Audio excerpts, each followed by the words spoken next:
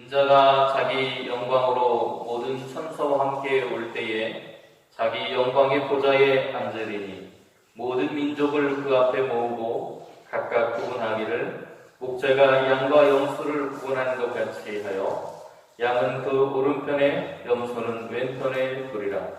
그때에 임금이 그 오른편에 있는 자들에게 이르되 내 아버지께 복받을 자들이여 나와 창세로부터 너희를 위하여 예비된 나라를 상속받으라. 내가 줄일 때에 너희가 먹을 것을 주었고 목마를 때에 마시게 하였고 나그네 되었을 때에 영접하였고 헐벗었을 때에 옷을 입혔고 병들었을 때에 돌보았고 옥에 갇혔을 때에 와서 보았느니라. 이에 의인들이 대답하여 이르되 주여 우리가 어느 때에 주께서 줄이신 것을 보고 음식을 대접하였으며 목마르신 것을 보고 마시게 하였나이까. 어느 때에 나그네 되신 것을 보고 영접하였으며 헐벗으신 것을 보고 옷 입혔나이까. 어느 때에 병드신 것이나 옥에 갇히신 것을 보고 가서 되었나이까 하리니 임금이 대답하여 이르시되 내가 진실로 너희에게 이르노니 너희가 여기 내 형제 중에 지극히 작은 자 하나에게 한 것이 곧 내게 한 것이니라 하시고 또 왼편에 있는 자들에게 이르시되 저주를 받은 자들아 나를 떠나 마귀와 그 사자들을 위하여 예비된 영원한 불에 들어가라. 내가 줄일 때에 너희가 먹을 것을 주지 아니하였고 목마를 때에 마시게 하지 아니하였고 나그네 되었을 때에 영접하지 아니하였고 헐벗었을 때에 옷 입히지 아니하였고 병들었을 때와 옥에 갇혔을 때에 돌보지 아니하였느니라 하시니 그들도 대답하여 이르시되 주여 우리가 어느 때에 주께서 줄이신 것이나 목마르신 것이나 나그네 되신 것이나 헐벗으신 것이나 병드신 것이나 옥에 갇히신 것을 보고 공양하지 아니하더이까. 이 임금이 대답하여 이르시되 내가 진실로 너희에게 이르노니 이 지극히 작은 자 하나에게 하지 아니한 것이 곧 내게 하지 아니한 것이니라 하시리니 그들은 영벌에 의인은 영생에 들어가리라 하시니라. 아멘. 비가 온 뒤라서 그런지 선선한 느낌이 드는 것 같습니다. 오늘은 성령강림 8번째 주일을 맞이하고 있습니다. 농촌의 절기로 하면요, 우리의 절기로 하면 어제가 대서였다고 합니다.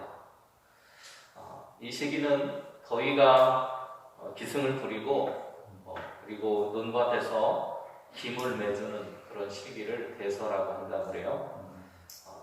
별것 아니라고 생각했던 풀 매는 것조차도 그 시기에 맞게 결실을 맺고 또 그 풀을 잘라내고 하는 시기가 있다는 것이 참 놀라웠습니다. 뜨거웠던 대지의 단비를 통해서 잠시 쉼을 허락하시는 하나님의 은혜가 내린 것이라 생각되어지고요. 오늘도 주신 말씀을 통해서 밖에 내렸던 단비와 같은 성령의 은혜가 여러분의 가정과 하시는 모든 일 위에 임하시기를 소망합니다. 오늘 본문은 우리가 잘 아는 것처럼 양과 염소의 비유, 천국의 비유에 관한 이야기를 소개하고 있습니다. 최후의 심판에 대한 이야기들인데요. 어떤 일을 시작하면서 우리가 생각해야 할 것은 그 일의 종국에 우리에게 주어질 평가를 생각해 보아야 할 것입니다. 오늘 비유는 바로 그 종국에 우리에게 주어질 평가가 무엇인가, 우리는 어떤 평가를 받기 위해서 달려가야 할까라고 하는 것을 생각해 보게 합니다.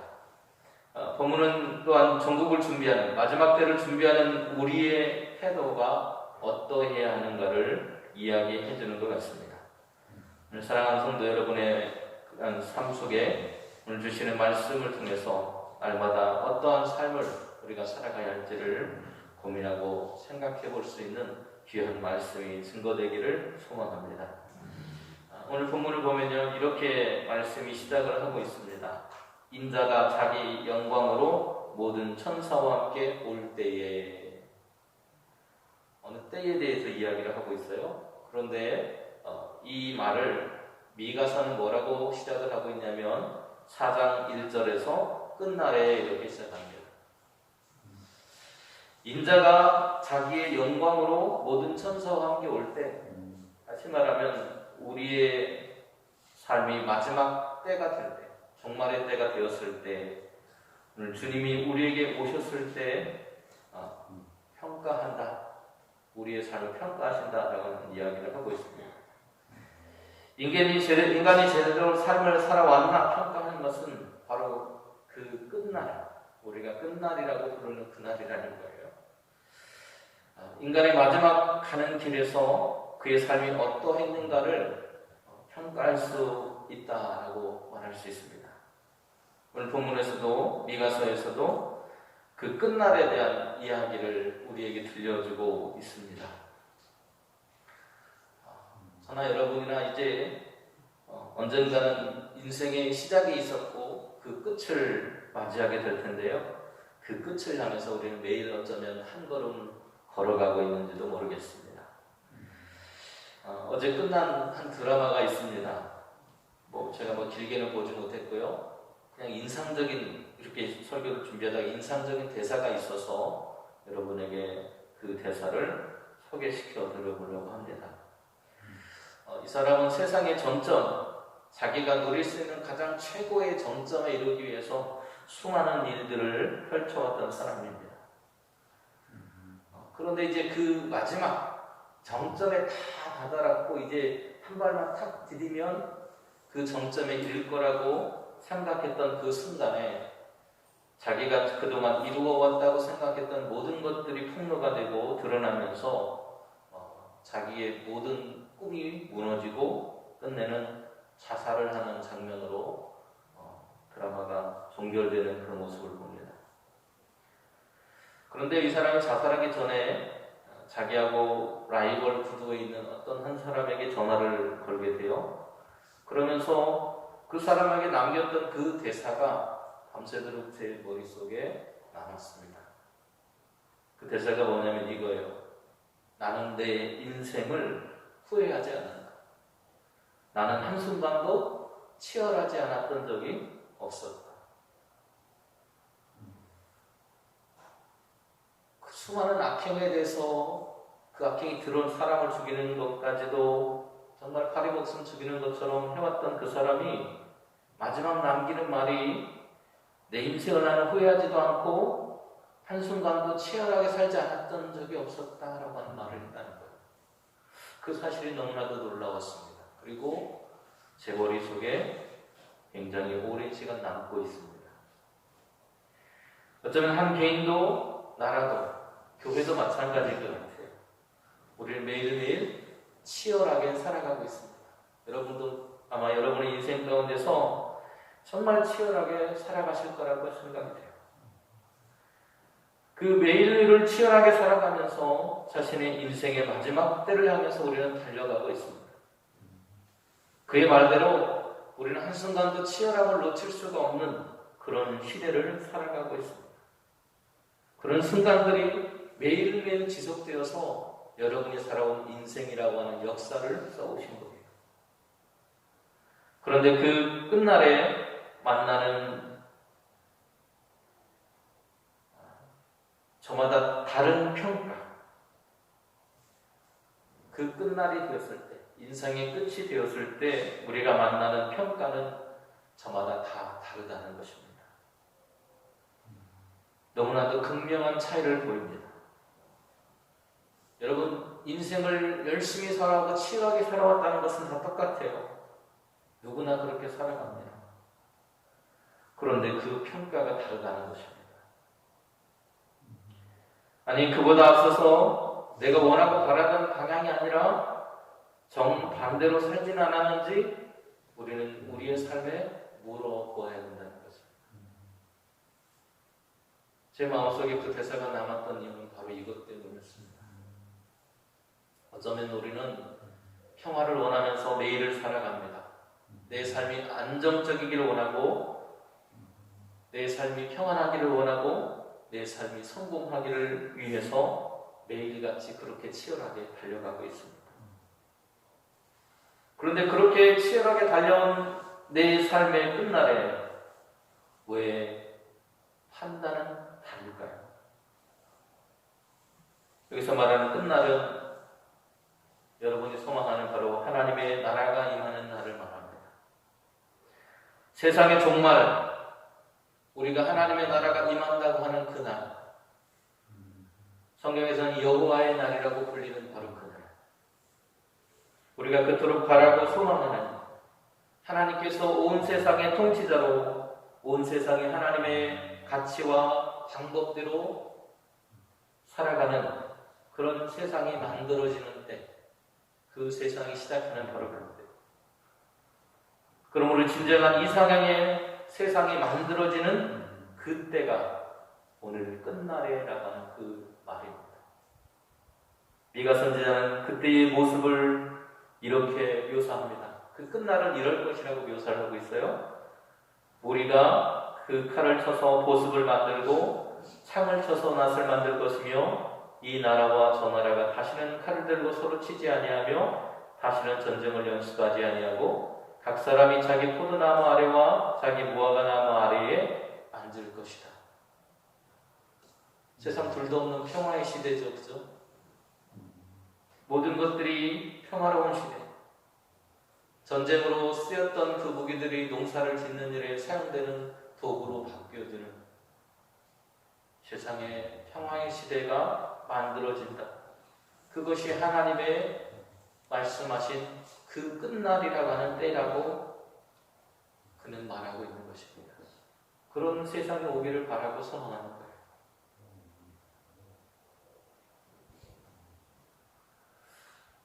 오늘 우리의 삶이라고 하는 것은 모두가 똑같이 치열하게 살아가는데 악한 이들도 그렇게 치열하게 살아간다는 겁니다. 여러분이 잘 아시는 독일의 홀로코스트, 유대인들을 학살했던 그 사건이 있었습니다. 유대인 600만 명이라고 하는 사람이 죽었습니다. 엄청난 숫자가 죽었어요. 히틀러라고 하는 사람의 이념과 그것을 따르던 추종하던 사람들에 의해서 600만 명이라고 하는 사람이 죽었습니다. 그런데 이 사람의 세계관을 보니까요, 이런 세계관을 가지고 있어요. 약육강식 적자생존. 여러분이 살아가는 세상하고 똑같죠, 그죠? 약하면 죽고 강하면 살아남는 거예요. 그리고 적자는 살아나고 적자는 죽게 되고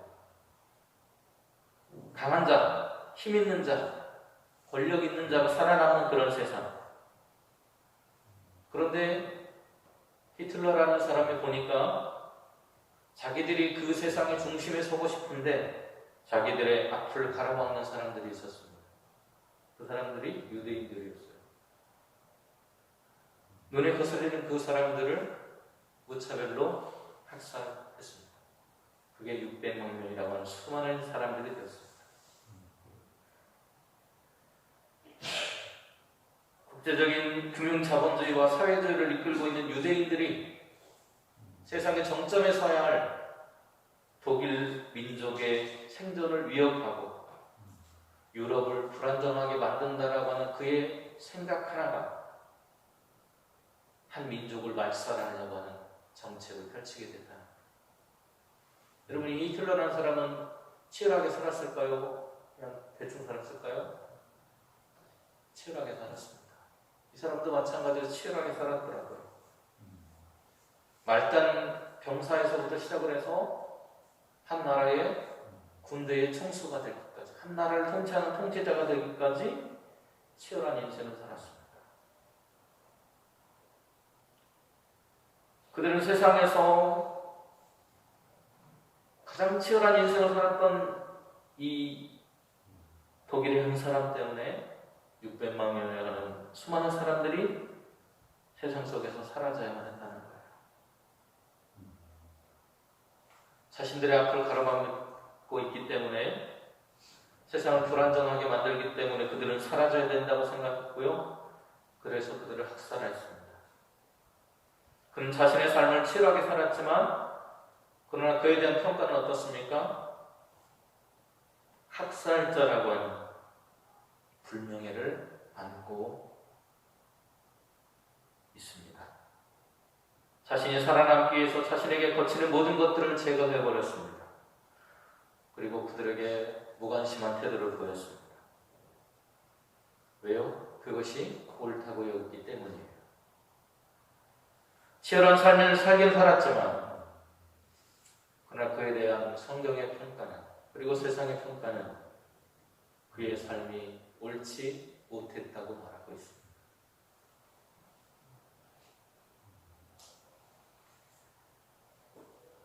오늘 본문 성경에는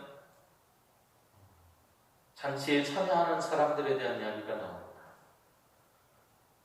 세상의 마지막 때가 되면 잔치에 초대받아서 참여하게 된다고 얘기를 해요. 그런데 그 잔치에 참여하기 위해서는 옷을 입어야 됩니다. 그 옷을 오늘 본문에는 세마포라고 표현을 하고 있습니다. 성경에는 세마포가 어떤 사람들이 입었느냐? 제사장이 입었어요. 레위기에 보면, 그리고 출애굽기나 레위기에 보면 제사장들이 입는 옷, 그 제사장의 옷이, 의복이 세마포였습니다. 그리고 시체를 싸매는 때 사용했던 천도 세마포였어요. 그리고 천사가 입는 옷이라고 생각했던 그 옷들도 세마포였습니다. 그리고 오늘 본문에는 의롭게 여김을 받는 성도가 입어야 될 옷, 그 옷을 세마포라고 표현하고 있습니다.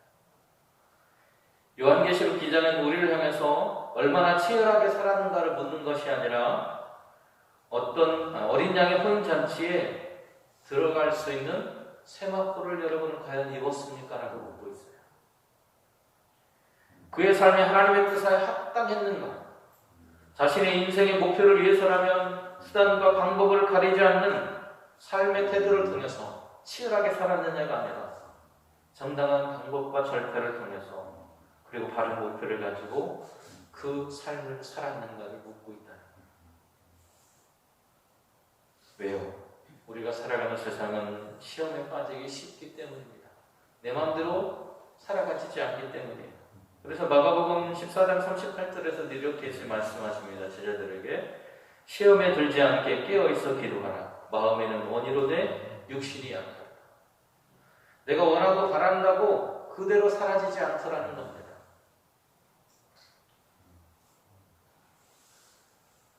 마음과 행동이 때로는 다르게 나타나더라는 거예요.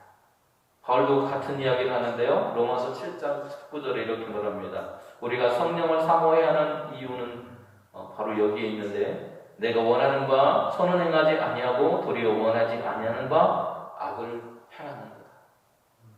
내가 원하는 것과 내가 실제로 살아가는 삶의 괴리감이 느껴진다는 거예요.